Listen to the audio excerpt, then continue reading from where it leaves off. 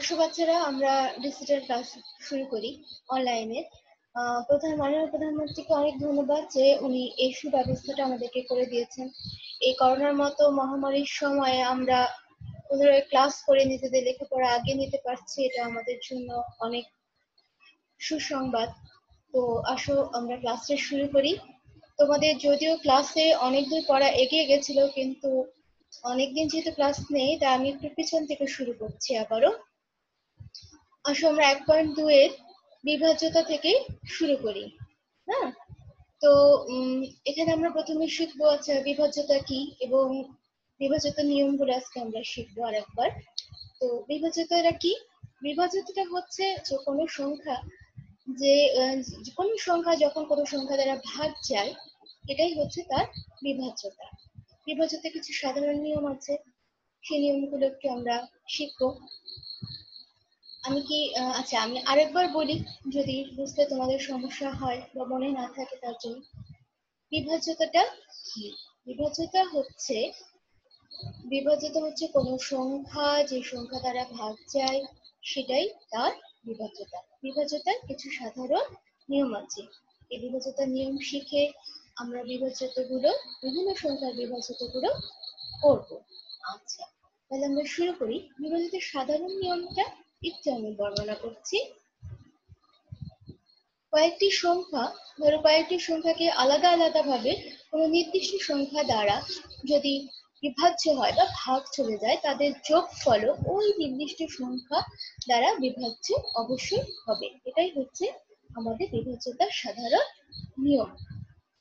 আমি একটু উদাহরণ দিয়ে তোমাদেরকে বোঝাই। যেমন ধরো, 2 দিয়ে আমরা 24, 8, তারপরে 32 কে যদি ভাগ দেই, তাহলে এর যে ভাগের ফলে যে যোগফলটা আসবে ভাগফলের, সেটা কিন্তু ওই 2 দ্বারা অবশ্যই ভাগ যাবে। এটাই হচ্ছে বিভাজ্যতার সাধারণ নিয়ম। আমি তোমাদেরকে তাহলে একটু কাজ দেই, তোমরা নিজেরা খাতা কলম খুলে 2-3টা জিনিস লিখে দেখো যে এই নিয়মটা কাজ হচ্ছে কিনা। বিভাজ্যতা 2 দিয়ে যে নিয়মটা আমি তোমাদের শিখালাম, এটা তুমি পারছো কিনা তুমি নিজে একটু খাতা কলমে দেখে নাও।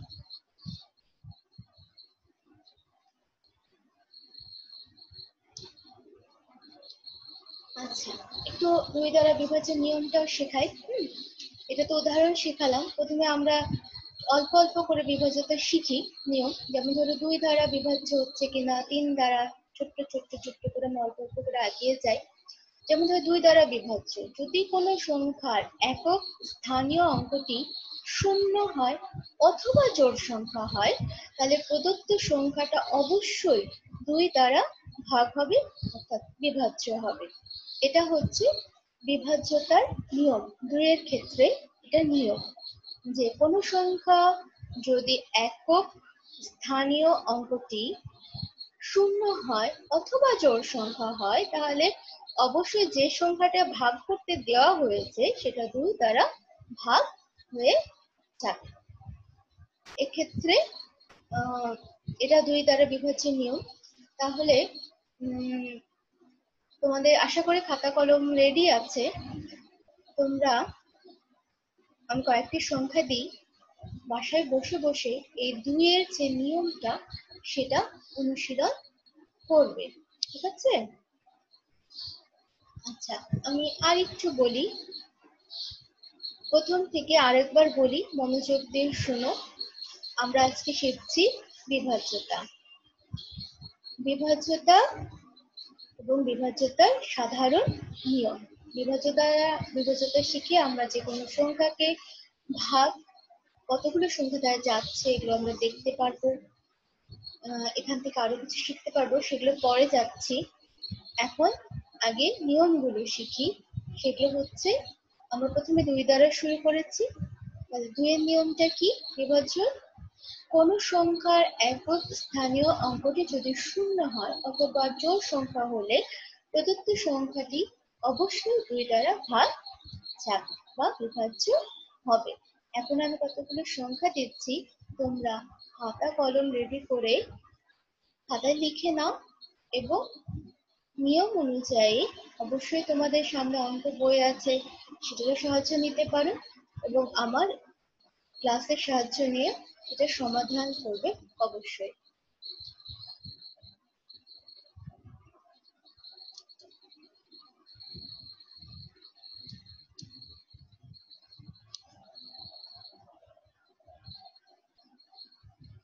আচ্ছা, তাহলে লিখে নাও ৮, ৪, ৫০, ৭৬। এই সংখ্যাগুলোর গুণিতক নির্ণয় করো এবং এর বিভাজ্যতাটা দেখাও। এগুলো যাচ্ছে কি যাচ্ছে না সেটা অবশ্যই নিচে উল্লেখ করে দেখাতে হবে, অবশ্যই লিখতে হবে। হ্যাঁ,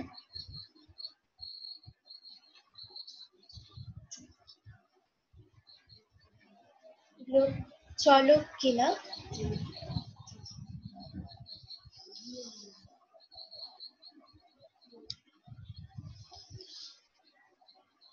আচ্ছা একটু এগুলো হয়ে গেছে আশা করি।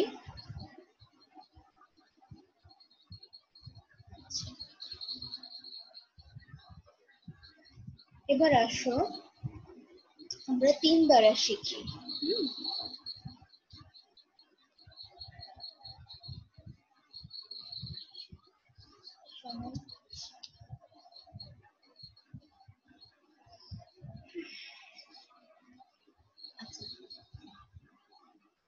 আমরা আবার অন্য নিয়মে চলে যাই। আশা করি এতক্ষণ তোমাদের পুরো লেখা হয়ে গেছে। আচ্ছা, এবার আমরা ৩ দ্বারা শুরু করি। ৩ দ্বারা বিভাজ্য হতে হলে সংখ্যাগুলোর ক্ষেত্রে আমরা কোন কোন জিনিসগুলো লক্ষ্য করব? ঠিক আছে, যদি কোনো সংখ্যার অঙ্কগুলোর বা সংখ্যার অঙ্কগুলোর যোগফল ৩ দ্বারা বিভাজ্য হয়, তাহলে ওই সংখ্যাটি অবশ্যই ৩ দ্বারা বিভাজ্য হবে। কোনো সংখ্যার অঙ্কগুলোর যোগফল যদি ৩ দ্বারা বিভাজ্য হয়, তাহলে অবশ্যই ওই সংখ্যাটি ৩ দ্বারা বিভাজ্য হবে। এটা ৩ দ্বারা বিভাজ্যের ক্ষেত্রে নিয়ম। আবারও বলছি, দেখো, কোনো সংখ্যার অঙ্কগুলোর যোগফল ৩ দ্বারা বিভাজ্য হলে ওই সংখ্যাটি অবশ্যই ৩ দ্বারা বিভাজ্য হবে।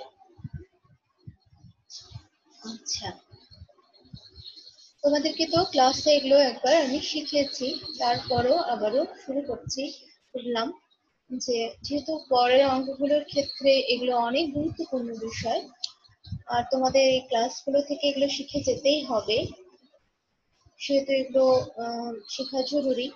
তাই এখান থেকে আবারও রিভিশনে আসছি। বাড়ির কাজগুলো অবশ্যই সুসম্পূর্ণ তোমাদেরকে করতে হবে। তো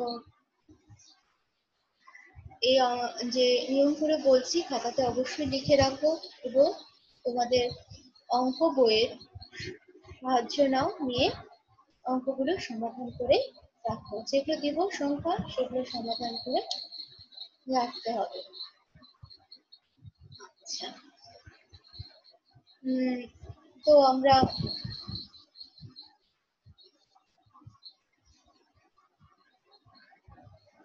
আচ্ছা, যেমন ধরো আমি যদি বলি তোমার 12 বা 12, 18, তারপরে তোমার 33, এগুলোর সংখ্যা যদি যোগফল ৩ দ্বারা বিভাজ্য হয়, তাহলে অবশ্যই এরা ৩ দ্বারা বিভাজ্য হবে। এটা হচ্ছে উদাহরণ। উদাহরণের উপরে তোমাকে বুঝতে হবে নিয়মের সাথে। এখন আমি আবার বাড়ির কাজও দিব, যেহেতু উদাহরণটা দেওয়া দরকার তাই দিলাম। আরেকবার বলছি, দেখো 12, 18, তারপরে ধরো 33, এ ধরনের এই সংখ্যাগুলোর যোগফল যদি ৩ দ্বারা বিভাজ্য হয়, তাহলে অবশ্যই ওরাও ওই সংখ্যাগুলো আলাদাভাবে ৩ দ্বারা বিভাজ্য হবে। আচ্ছা, তাহলে চাইলে জিনিসগুলো খাতায় লিখে নাও, লিখে নেওয়ার পর নিজে নিজে একটু চেষ্টা করেও দেখতে পারো যে আমি যে বললাম একটু চেষ্টা করে দেখো। যদি কোনো সমস্যা থেকে থাকে আমরা আবারও সমাধানে আসবো। আচ্ছা, তো আমরা আরেকটু আগাই ক্লাস।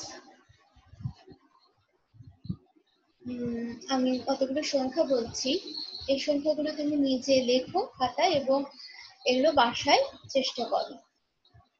সংখ্যাগুলো হচ্ছে 18, 36, 56, 74। সংখ্যাগুলো গুণিতক নির্ণয় করো এবং বিভাজ্যতা দেখো যেটা বিভাজ্য কিনা।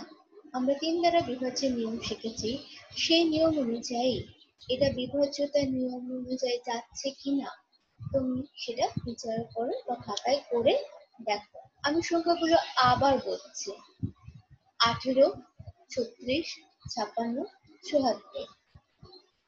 সংখ্যাগুলো গুণিতক নির্ণয় করো এবং এর বিভাজ্যতা দেখাও। সংখ্যাগুলো 3 দ্বারা বিভাজ্য না বিভাজ্য নয় সেটা নির্ণয় করো।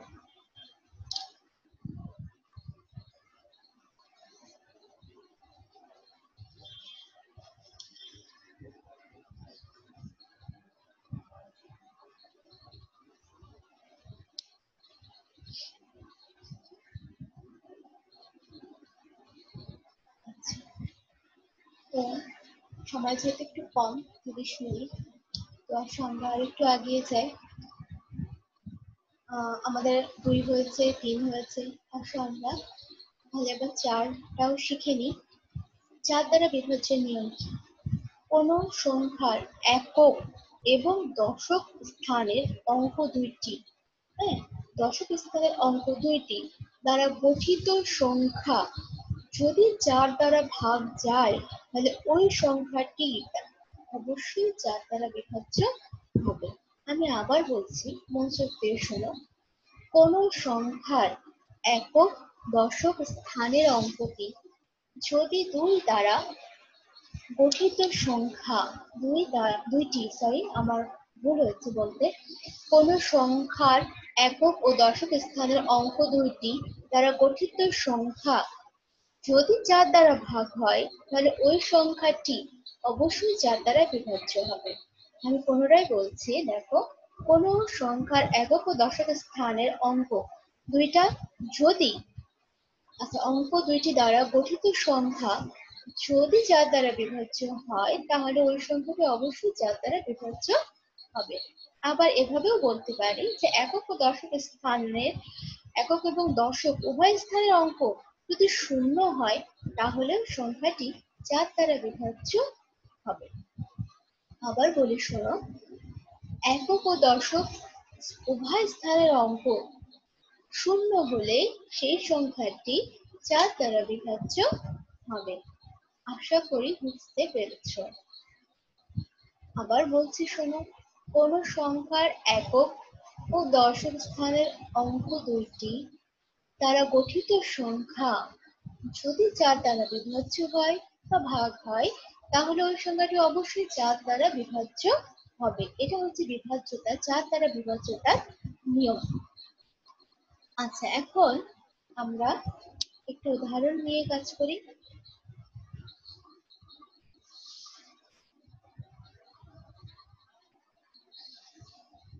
আচ্ছা, যেমন ধরো 16, 32, 64 এই সংখ্যাগুলো 4 দ্বারা বিভাজ্য যদি একক এবং দশক এই দুটি সংখ্যার দিকে লক্ষ্য করো। যদি এই দুটি সংখ্যার অঙ্কগুলো 4 দ্বারা ভাগ যায় তাহলে অবশ্যই এরা 4 দ্বারা বিভাজ্য। ঠিক আছে? আচ্ছা, তাহলে উদাহরণটা নিশ্চয়ই তোমরা বুঝতে পেরেছো। উদাহরণ থেকে নিয়মটা অবশ্যই উদাহরণ থেকে বুঝতে পেরেছো আশা করি, যেহেতু এর আগেও ক্লাসটা হয়েছে সেহেতু এখন আবারও হচ্ছে অনলাইনে। তো আশা করা যায় যে উদাহরণ থেকে নিশ্চয়ই মনেও করতে পেরেছো এবং বুঝতেও পেরেছো নিয়মগুলি। আমি বাড়ির জন্য কিছু উদাহরণ দিচ্ছি বাড়ির কাজ হিসাবে। এগুলো খাতায় লিখে নাও এবং অবশ্যই যার দ্বারা এগুলো বিভাজ্য যাচ্ছে কিনা কি যাচ্ছে না সেটা অবশ্যই তুমি নিজে পরীক্ষা করে অঙ্ক করে অবশ্যই দেখবে। আচ্ছা, আমি সংখ্যাগুলো বলি, খাতায় লিখে নাও। 64, 24, 50, 400। আমি সংখ্যাগুলো ধীরে ধীরে আবার বলছি, সংখ্যাগুলো লিখে নাও। 64, 24, 50, 400। সংখ্যাগুলোর গুণিতক নির্ণয় করো এবং এর বিভাজ্যতা দেখাও। প্রত্যেকটি সংখ্যা বিভাজ্য হচ্ছে কিনা 4 দ্বারা। যদি বিভাজ্য হয় তাহলে অবশ্যই লিখতে হবে এরা 4 দ্বারা নিঃশেষে বিভাজ্য, আর যদি না যায় তাহলে 4 দ্বারা বিভাজ্য নয়। তো আমরা আরেকটু আগাই।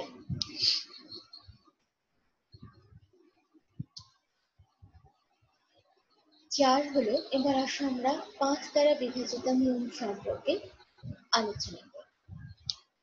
দেখো, যদি কোনো সংখ্যার একক স্থানীয় সংখ্যা বা অঙ্কটি 0 হয় অথবা 5 হয় তাহলে অবশ্যই সেই সংখ্যাটা 5 দ্বারা বিভাজ্য হবে। আমি আবার বলছি, যদি কোনো সংখ্যার একক স্থানীয় অঙ্ক 0 বা 5 হয় তাহলে অবশ্যই ওই সংখ্যাটি 5 দ্বারা নিঃশেষে ভাগ যাবে বা বিভাজ্য হবে। আমরা একটু উদাহরণস্বরূপ বলতে পারি, যেমন ধরো যদি বলি 30, তারপর ধরো 50, তারপর যদি বলি তোমার 55, এই সংখ্যাগুলো থেকে আমরা লক্ষ্য করে দেখবো যে এদের একক স্থানীয় সংখ্যা হয় 5 আছে নাহলে 0 আছে। যেহেতু 5 এবং 0 আছে সেহেতু অবশ্যই এই সংখ্যাগুলি 5 দ্বারা বিভাজ্য হবে। সংখ্যাগুলো চাইলে খাতায় লিখে রাখো এবং নিয়ম অনুযায়ী চেষ্টা করতে হবে। আমি বাসার জন্য কিছু কাজ দেব, সেগুলো তোমাদেরকে করতে হবে। যেমন 2 দিয়ে দিয়েছি, 3 দিয়ে দিয়েছি, 4 দিয়ে দিয়েছি, এবার 5 দিয়েও কিছু সংখ্যা দেব। এগুলো বিভাজ্যতা তোমাদেরকে বাসায় নির্ণয় করে লিখতে হবে। আচ্ছা, আমি আরেকবার নিয়মটা বলি মনোযোগ দিয়ে শোনো। 5 দ্বারা বিভাজ্যতার নিয়ম হচ্ছে, যদি কোনো সংখ্যার একক স্থানীয় অঙ্ক বা সংখ্যা 0 অথবা 5 হয় তাহলে অবশ্যই সংখ্যাটি 5 দ্বারা বিভাজ্য হবে। এই সংখ্যার উদাহরণটা আমি বলেছি, আবারও উদাহরণ বলছি। যেমন ধরো 30, 50, 55, এই তিনটে সংখ্যার দিকে তোমরা একটু লক্ষ্য করে দেখো। এই তিনটি সংখ্যার একক স্থানীয় অঙ্ক বা সংখ্যা যাই বলি না কেন আমরা হয় 5, আবার 30-এর ক্ষেত্রে অবশ্য 5 নেই, তবে একক স্থানীয় সংখ্যা হয় 5 অথবা 0 আছে। তো 5 অথবা যদি 0 থাকে তাহলে অবশ্যই সেটি 5 দ্বারা বিভাজ্য যাবে। হয় 5 থাকবে না হয় 0 থাকবে।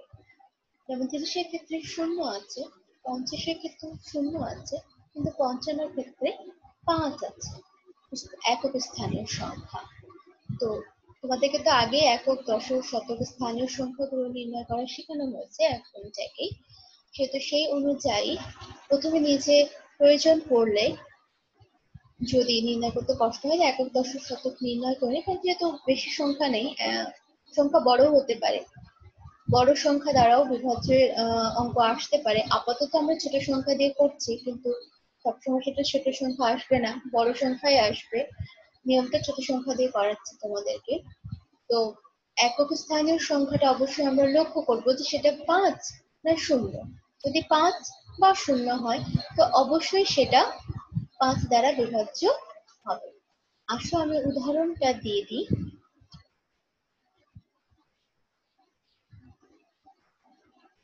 আচ্ছা, উদাহরণগুলো একটু লেখো। আমি ছোট ছোট উদাহরণ দিচ্ছি, বাসায় করতে কোনো কষ্ট হবে না। কিন্তু তোমাদের ক্লাসে বড় বড় গুলো পড়ানো হয়েছে, বইও আছে, এবং বাসার বড়দের সাহায্য নিয়ে অবশ্যই একটু বড় সংখ্যা দিয়ে নিজেরা পুনরায় চেষ্টা করবে। যেমন ধরো, আমি কতগুলো সংখ্যা বলছি, মনোযোগ দিয়ে শোনো এবং সংখ্যাগুলো লিখো। 32, 25, 65, 760। আমি আবার বলি, 32, 25, 65, 760। আবারও বলছি, যদি কারো কোনো জায়গায় ছুটে গিয়ে থাকে তাহলে আবারও মনোযোগ দিয়ে শোনো। 32, 25, 65, 760। সংখ্যাগুলোর গুণিতক নির্ণয় করো এবং এর বিভাজ্যতা দেখাও। প্রতিটা সংখ্যা 5 দ্বারা বিভাজ্য কিনা তা নির্ণয় করো। বিভাজ্য বলে লিখবে বিভাজ্য, মানে অবশ্যই লিখতে হবে সংখ্যাগুলি 5 দ্বারা বিভাজ্য, সংখ্যাটি 5 দ্বারা বিভাজ্য নয়।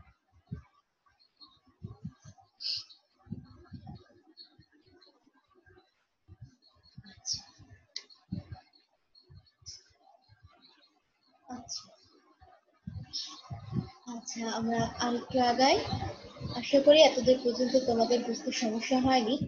আমি সময় সাথে একটু শেষ করার চেষ্টা করব। আচ্ছা, 6 দ্বারা বিভাজ্যতার নিয়মটা আমরা একটু শিখে নিই।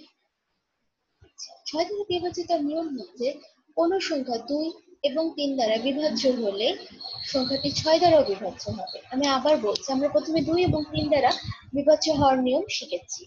তাহলে ওই দিক থেকে চিন্তা করে দেখো, যদি কোনো সংখ্যা 2 এবং 3 দ্বারা বিভাজ্য হয় তাহলে অবশ্যই সংখ্যাটি 6 দ্বারাও বিভাজ্য হবে।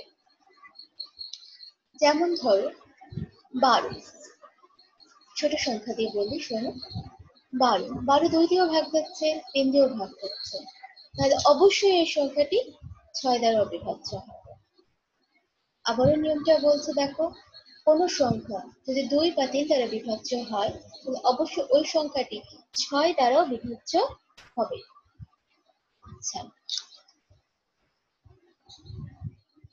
আমরা আরেকটু আগাই। উদাহরণ দিয়ে বলেছি, আশা করি বুঝতে অসুবিধা হচ্ছে না তোমাদের। বাড়ির কাজটা দিয়ে দিই এটার। সেটা হচ্ছে 63, 87, 81, 93। 63, 87, 81, 93 সংখ্যাগুলোর গুণিতক নির্ণয় করো এবং নির্ভরযোগ্যতা দেখাও। অবশ্যই বাড়িতে বড় সংখ্যাগুলো দিয়েও চেষ্টা করে দেখবে। বড় সংখ্যা তোমাদের টেক্সটবুকেও আছে, বিভিন্ন জায়গায় আছে, তোমরা অবশ্যই চেষ্টা করবে। আমি ছোট সংখ্যা দিয়ে উদাহরণ দিয়ে তোমাদেরকে পুনরায় এই ক্লাসটা করাচ্ছি, যাতে তোমাদের বুঝতে সমস্যা না হয়। যেহেতু আমরা এখন অনলাইন ক্লাস করছি, তোমরা আমার ক্লাসের মধ্যেই নাই, অনেক সমস্যা ক্লাসে হলে যেভাবে সমাধান করা যায় আসলে এখানে সমাধান করা একটু মুশকিল হয়ে যাচ্ছে। প্রথম প্রথম তোমরা ক্লাস করছো, তো সেহেতু এখানে অল্প ছোট ছোট সংখ্যা দিয়ে আমি দিলাম, যাতে তোমাদের বাসার সমস্যা না হয় করতে। এবং সমস্যা যদি হয় অবশ্যই সেটা জানাবে। আর অবশ্যই নিজেরা এটা বাসায় চেষ্টা করবে, বড় সংখ্যা দিয়েও চেষ্টা করবে। আচ্ছা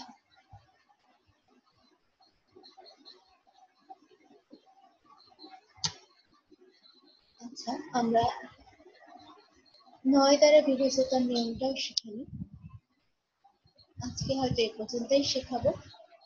আচ্ছা, 9 দ্বারা বিভাজ্যতার নিয়মটা আমি বলছি, মনোযোগ দিয়ে।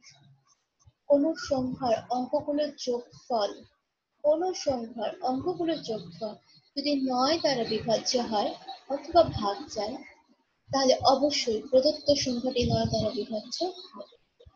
কোন সংখ্যার যোগফল যদি 9 দ্বারা বিভাজ্য হয় তাহলে অবশ্যই প্রদত্ত সংখ্যাটি 9 দ্বারা বিভাজ্য হবে।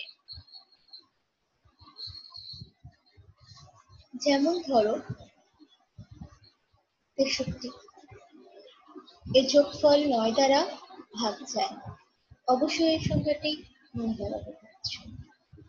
আমি আবারও নিয়মটা বলছি, দেখো যদি কোনো সংখ্যার যোগফল 9 দ্বারা বিভাজ্য হয় তাহলে অবশ্যই সংখ্যাটি 9 দ্বারা বিভাজ্য হবে। যে কোনো সংখ্যার যোগফল যদি 9 দ্বারা বিভাজ্য হয় তাহলে অবশ্যই সংখ্যাটিও 9 দ্বারা বিভাজ্য হবে। এটাই হচ্ছে 9 দ্বারা বিভাজ্যতার নিয়ম।